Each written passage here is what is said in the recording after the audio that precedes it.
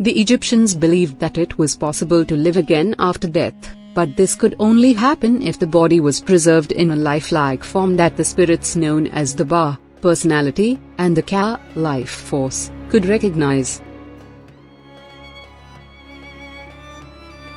The 7 steps of ancient Egyptian mummification. Step 1. Announcement of death. A messenger was told to inform the public of the death. Family made arrangements to mourn, for body preparation and ceremony. This was important because Egyptians believed the soul left the body at death. For eternal life, the body and soul had to be united after burial. Step 2. Embalming the body.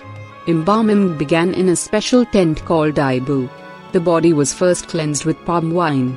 Water from the Nile River was used to rinse the body. This step was done to purify the body. Step 3. Removal of the brain. Egyptian embalmers removed the brain first. Because the function of the brain was not understood, it was considered garbage.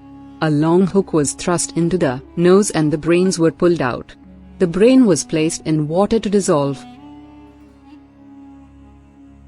Step 4. Internal organs removed. Embalmers took out the internal organs through a left side cut in the stomach. The liver, stomach, intestines, and lungs were taken out and mummified. Each organ was stored in a small coffin called a canopic jar. Lotions, palm oil, and preserving fluids were used to wash the body's insides. The body was packed with straw and linen to keep the person's form. The canopic jars. The tops of the jars represented the 4 sons of Horus. Hapi watched over the lungs and had the head of a baboon.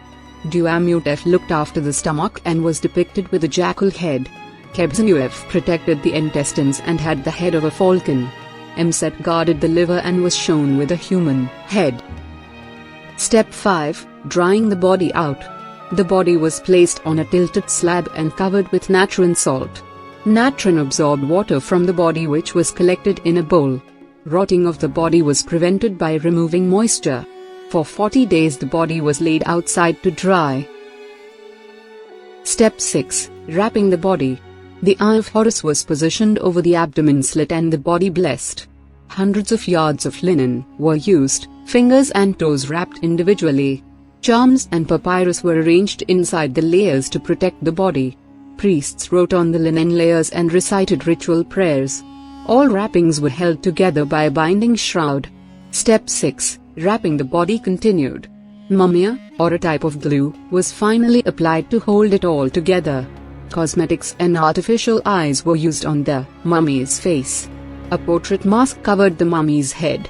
This allowed the dead person's soul to recognize its body. The body was finally placed in a decorated coffin. Step 7. Final procession. Friends and family walked through town crying on their way to the tomb. The more mourners, the greater the dead's chance at entering the afterworld. Before being placed in the tomb, the opening of the mouth ceremony occurred.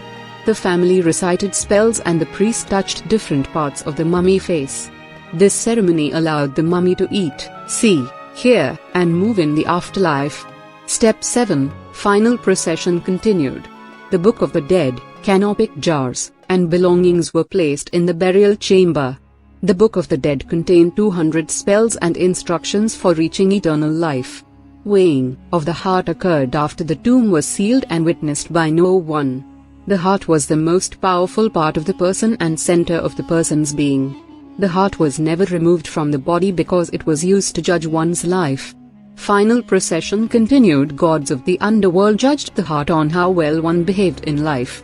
Goddess of Truth, Mat, weighed the heart against the feather of truth. Anubis, god of the underworld, made all final judgments. If the heart balanced the feather, eternal life was granted.